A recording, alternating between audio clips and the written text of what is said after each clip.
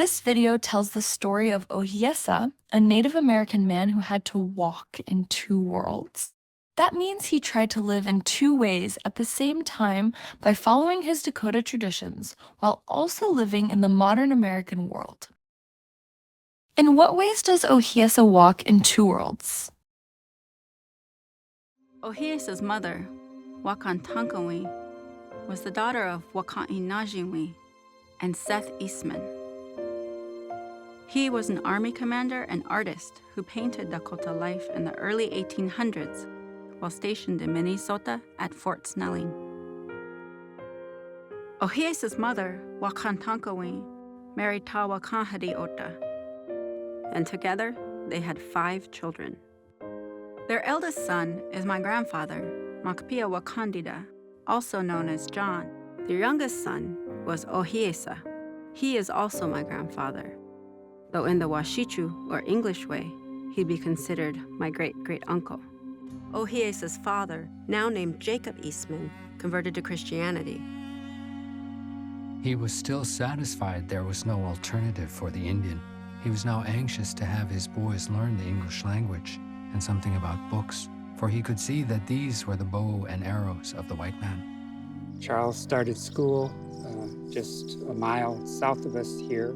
He didn't know English, and he was always raised as a traditional Dakota, and he was very unhappy with the life he was being told to lead. I didn't want to go to that place again, but Father's logic was too strong for me. And the next morning, I had my long hair cut and started into school in earnest. At 15, Charles was just beginning an entirely new education, first in Flandreau, then following in his older brother John's footsteps at an Indian boarding school in Santee, Nebraska.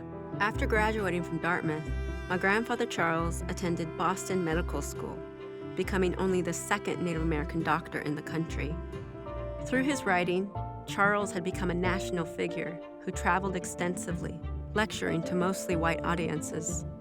My chief object has been not to entertain, but to present the American Indian in his true character before Americans. The barbarous and atrocious character commonly attributed to him has dated from the transition period when the strong drink, powerful temptations, and commercialism of the white man led to deep demoralization. I feel that I was a pioneer in this new line of defense of the Native American, not so much of his rights in the land as of his character and religion.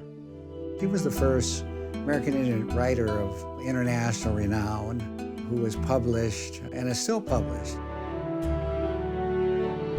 When somebody like Eastman asserts himself as an Indian person, he's doing so in defiance of that fundamental belief that Indian people are going to fade into the sunset.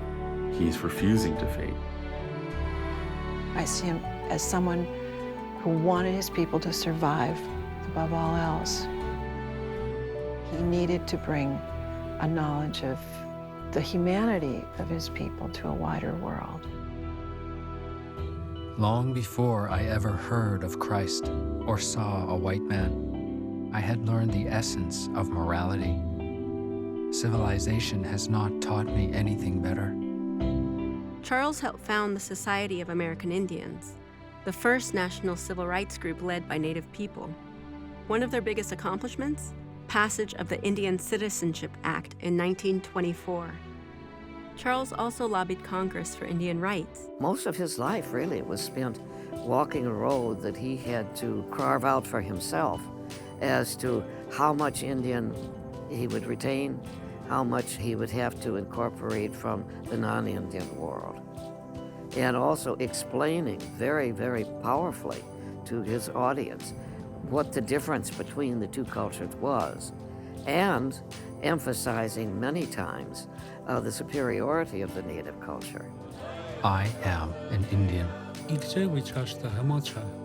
And while I have learned much from civilization, for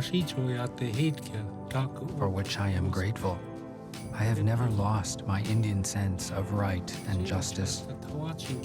I am for development and progress along social and spiritual lines. rather than those of commerce, nationalism, or material efficiency. Nevertheless, so long as I live, I am an American. In what ways does Ohiyesa walk in two worlds? Want to learn more about this topic? Click the link in the description to experience our iNative activity sheet.